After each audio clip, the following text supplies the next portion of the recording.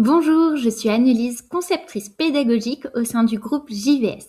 Et aujourd'hui, je vais vous expliquer comment se déroule la première séance du conseil municipal. Vous êtes nouvellement élu? Tout d'abord, félicitations! Dans cette vidéo, nous allons voir ensemble en 6 points comment va se dérouler votre toute première séance de conseil municipal. Qui la convoque, comment elle se passe vraiment et ce que vous devrez faire les jours qui suivent. C'est une séance très encadrée juridiquement, mais quand on connaît les étapes, tout devient simple. Allons-y!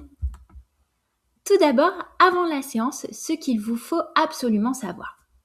Qui convoque? Eh bien, c'est le maire sortant qui convoque la première séance, même s'il ne s'est pas représenté ou s'il n'a pas été réélu conseiller.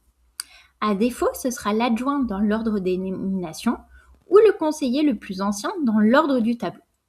Quand la séance doit-elle se tenir? Elle doit se tenir entre le vendredi et le dimanche suivant le tour où le conseil a été élu au complet.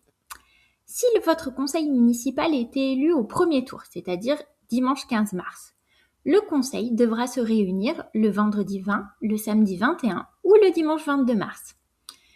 Si votre conseil municipal est élu au deuxième tour, c'est-à-dire le dimanche 22 mars, votre première réunion devra avoir lieu le vendredi 27, le samedi 28 ou le dimanche 29 mars. Quel est le délai de convocation? Le délai de convocation est de 3 jours francs obligatoires pour toutes les communes, sans exception. Passons maintenant à la convocation. Que doit-elle absolument contenir?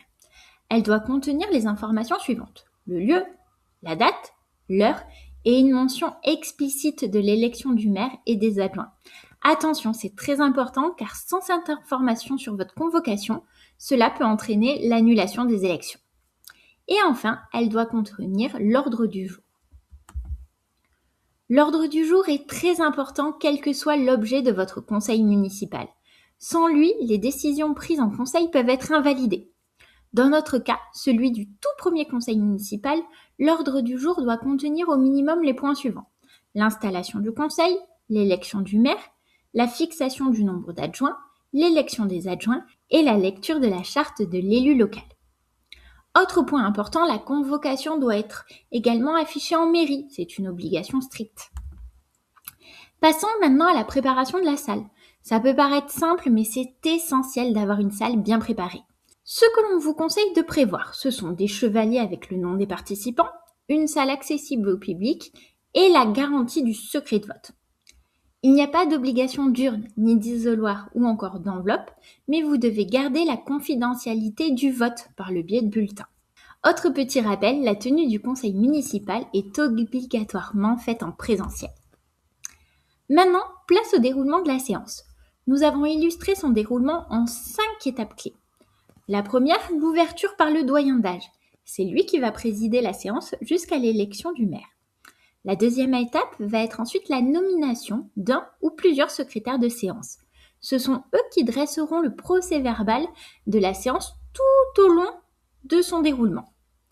Ensuite, l'étape numéro 3, ça va être l'élection du maire. Elle se fait au scrutin secret, à la majorité absolue pour le premier et le deuxième tour et à la majorité relative pour le troisième tour. En cas d'égalité, c'est l'élu le plus âgé qui l'emporte.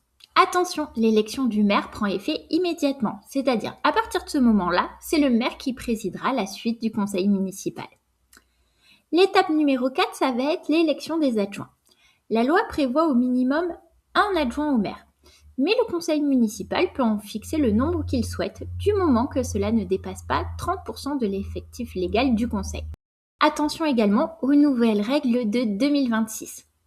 Maintenant, le scrutin de liste doit être paritaire dans toutes les communes, même inférieures à 1000 habitants.